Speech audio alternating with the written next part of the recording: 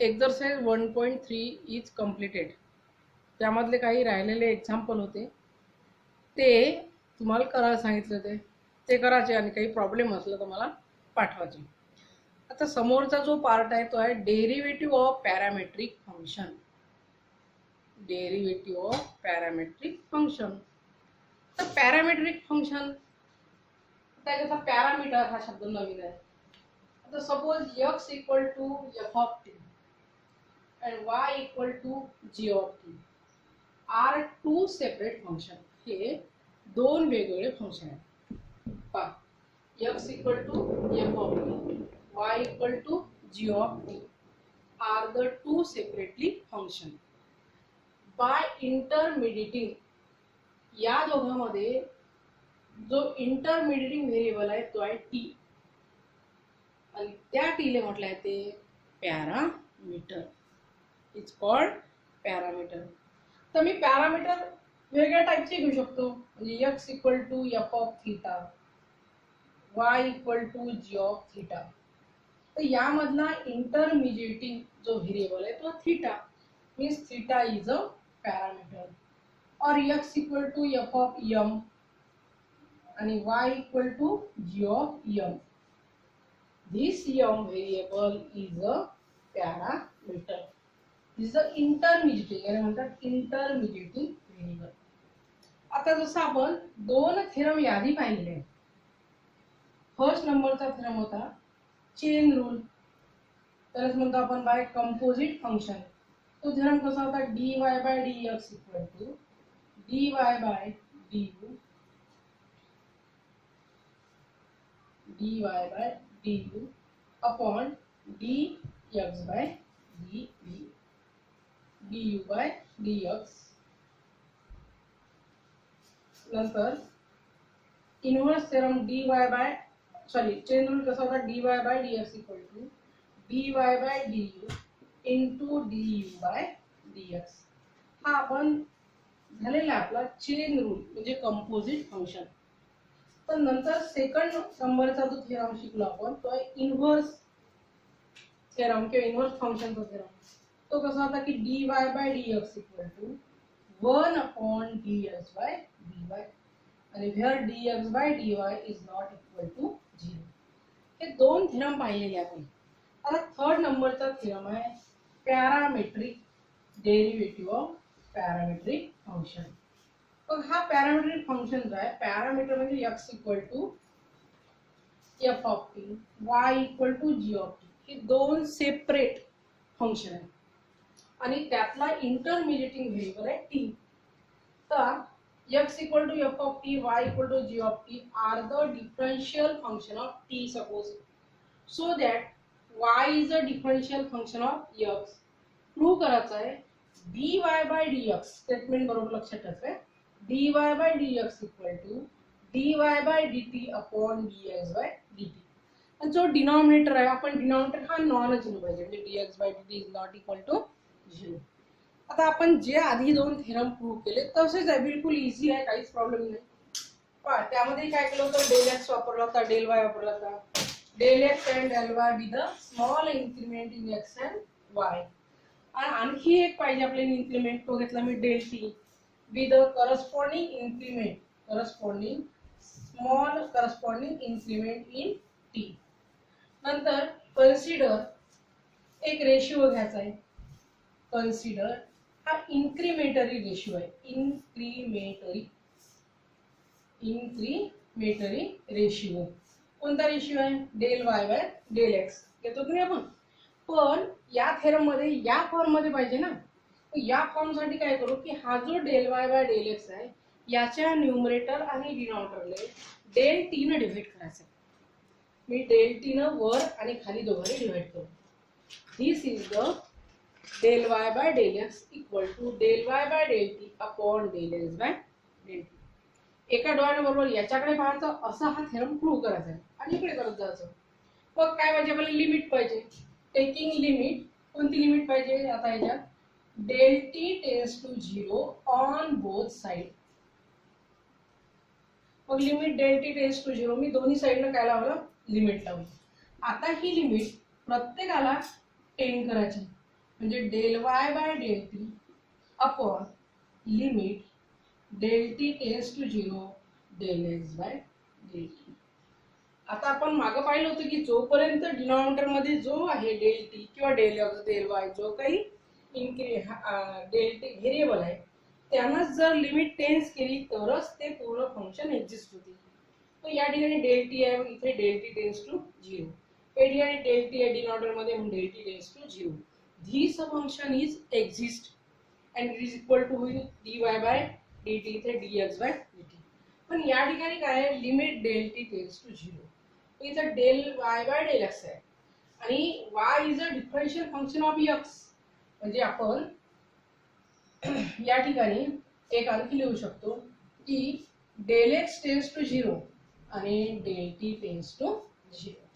तुम्ही हा जो limit del t tends to 0 आहे तर limit del x tends to 0 लिहू शकतो म्हणजे del y by del x.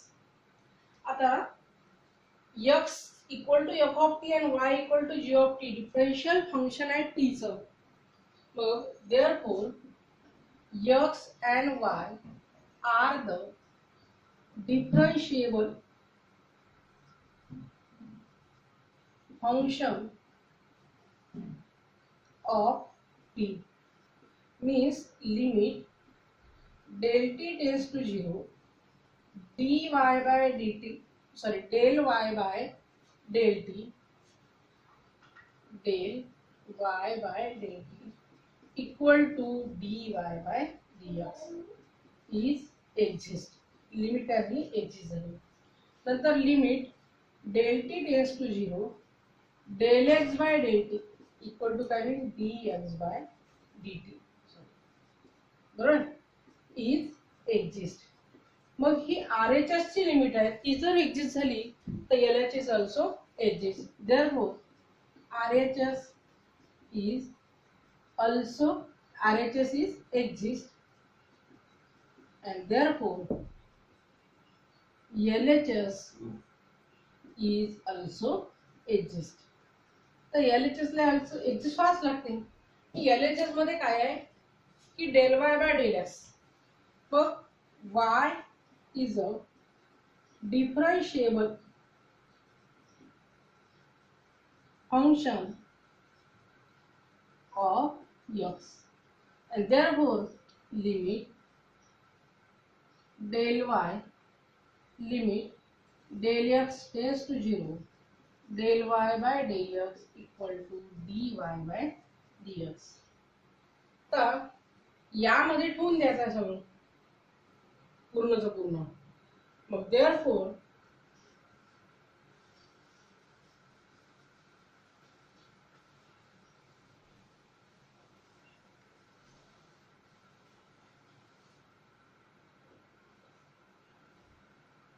dy by equation 1 from equation 1 dy by dx equal to dy by dt upon dx by dt where denominator हा कसा पाहिजे non zero. dx by dt is not equal to 0. This is the derivative of parametric function. लिहून घ्या.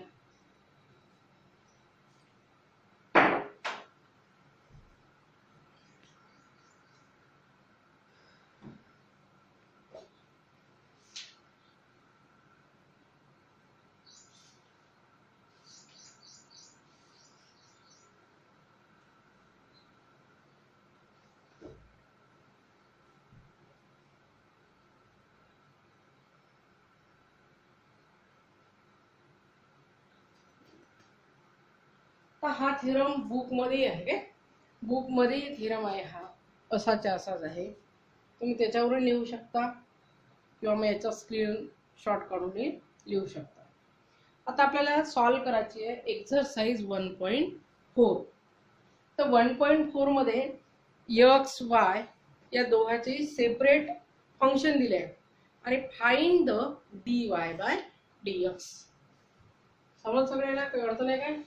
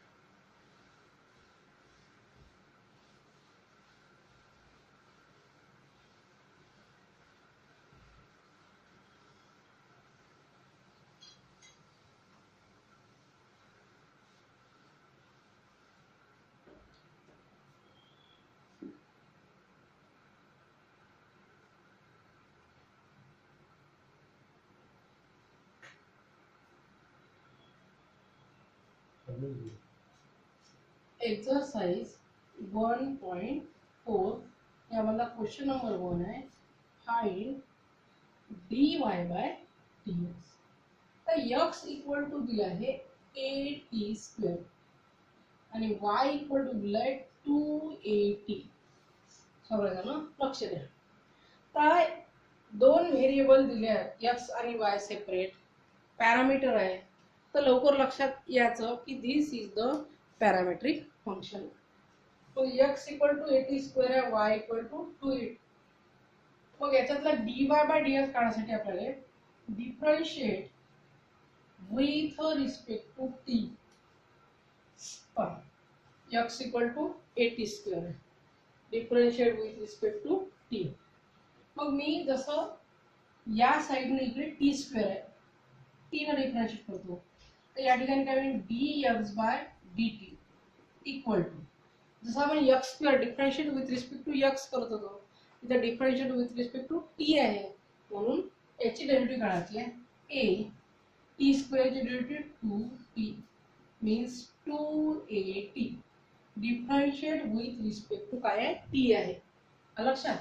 आता इथं सुद्धा differentiate with respect to t जर घेतलं तर dy by dx equal to 2at आहे, तर 2a आणि t ची derivative 1. Therefore dy by dt म्हणजे काय, कारण differentiate with respect to t आहे. आता dy बाय dx फाइंड करायचं आहे ना. dy by dx equal to काय फॉर्म्युला आहे dy by dt upon dx by dt. मग dy बाय dt किती आहे 2a, dx बाय dt किती आहे 2at. हा कॅन्सल होते, किती राहिलं 1 अपॉन t. आणि therefore dy by dx equal to 1 upon t. This is the answer. आलं लक्षात. x इक्वल टू काय at², y equal to 2at. तर हे दोन सेपरेट फंक्शन दिले आहेत. तर dy बाय dx फाइंड करायचं आहे. पॅरामेट्रिक थेरम जो आहे तो काय आहे dy by dx equal to dy by dt upon dx by dt. पटकन डोळ्यासमोर आणायचा पॅरामेट्रिक थेरम जो आहे तो. मग त्यामध्ये दोन सेपरेट व्हेरिएबल आहेत, तर दोघांना सेपरेट डिफरन्शिएट करायला लागणार. मग x इक्वल टू at². मी डिफरन्शिएट केलं, a कॉन्स्टंट आहे, t² ची डेरिव्हेटिव्ह काय होईल, x² ची 2x लिहितो तर t² ची 2t म्हणजे 2at. ही व्हॅल्यू झाली dx by dt. dx by dt. आता y पहा 2atच आहे, 2a कॉन्स्टंट आहे तर राहील आणि t ची डेरिव्हेटिव्ह सपोज 1 म्हणजे त्याचा आन्सर ते 2a. हे झालं dy बाय dt. तर dx बाय dt भेटलं, dy बाय dt. हे सगळं या थेरम मध्ये टाकून द्यायचं. थेरम लिहायचं dy बाय dx चं थेरमचं स्टेटमेंट, त्यात ती व्हॅल्यू पुट करायची. आलेलं जे आन्सर आहे ते आहे dy by dx equal to 1 upon t. आलं लक्षात. लिहून घ्या.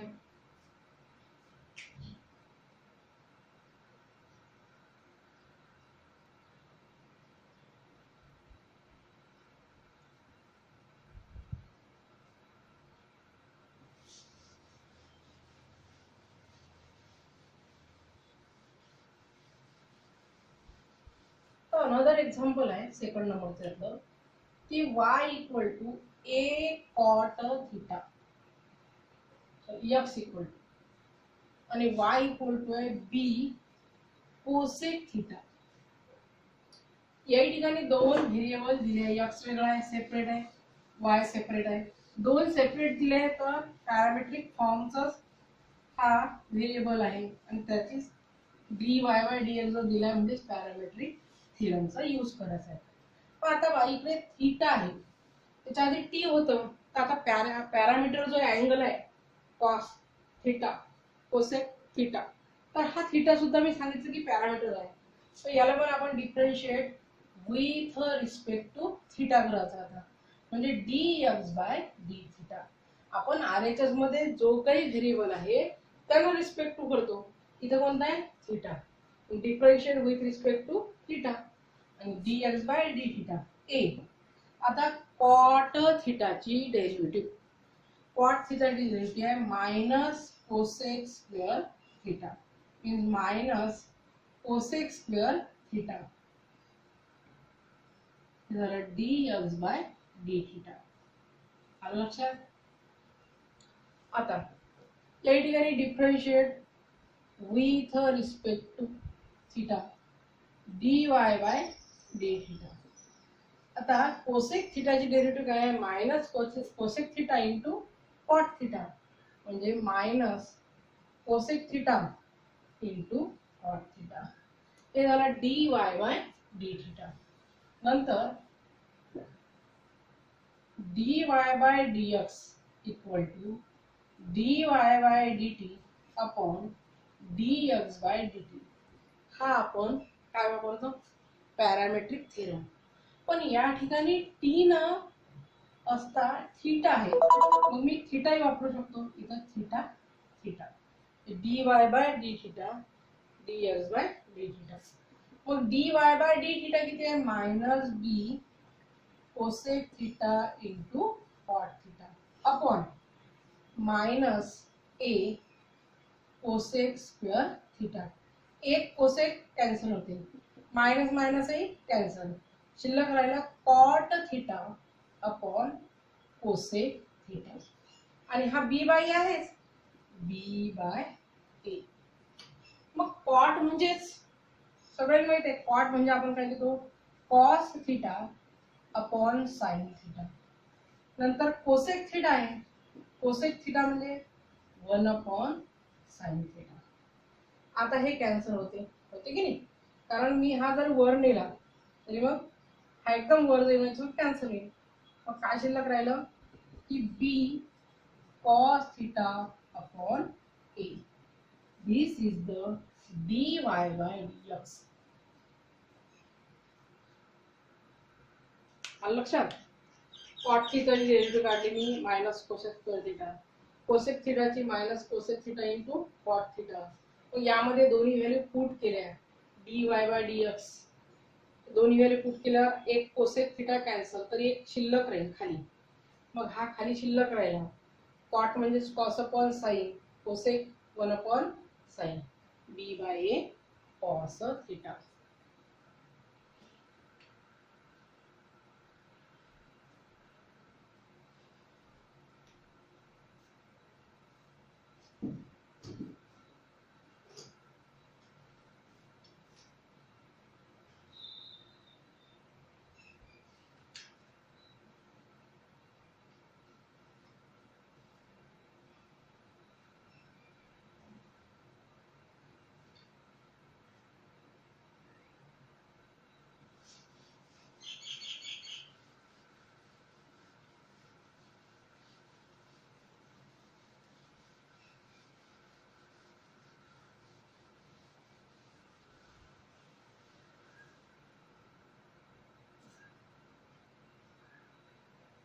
तर थर्ड नंबरचं एक्झाम्पल आहे x equal to under root of a square plus m square आणि y equal to log of a square plus m square.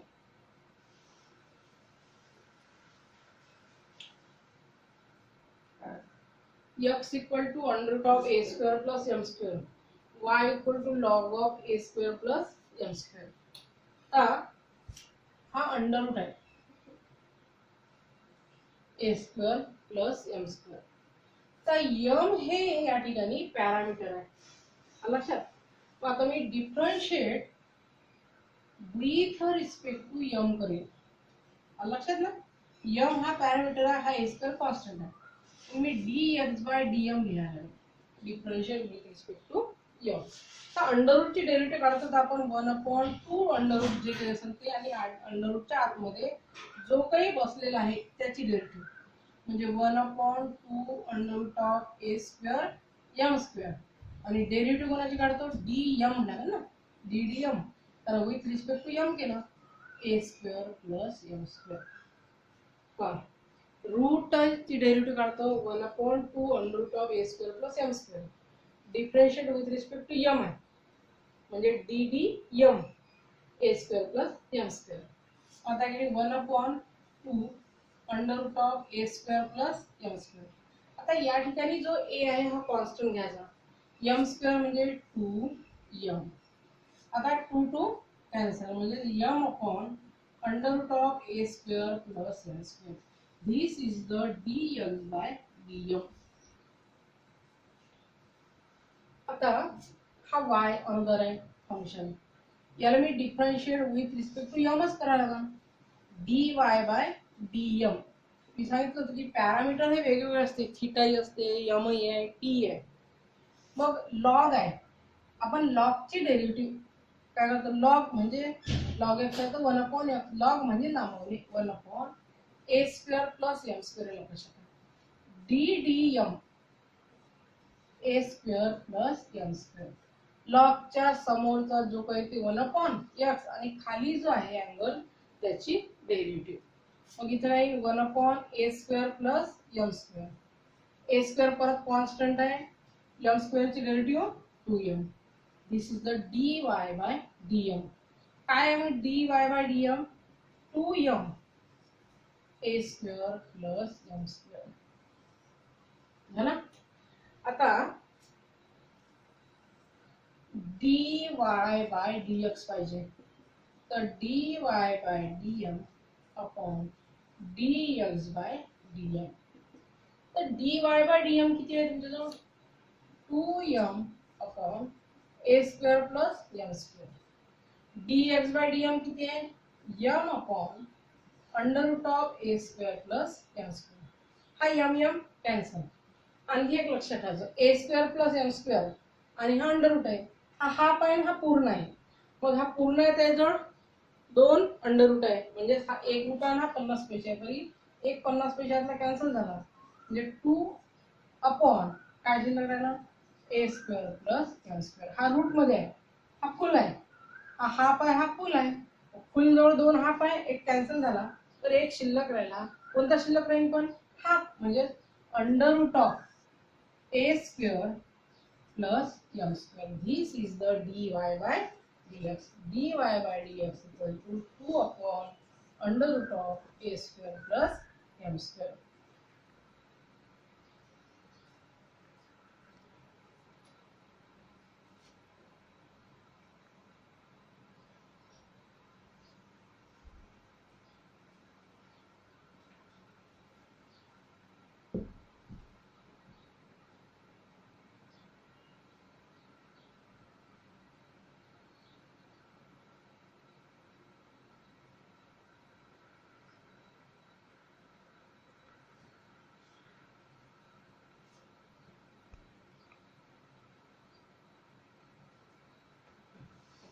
तर 4 नंबरचं एक्झाम्पल तर इझी आहे एकदम. काय ते तुम्हाला होमवर्क मध्ये करायला लागेल.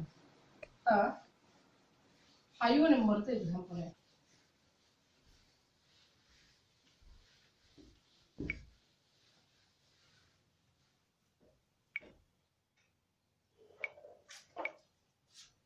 x equal to a 1 minus cos theta आणि y equal to b theta minus sin theta.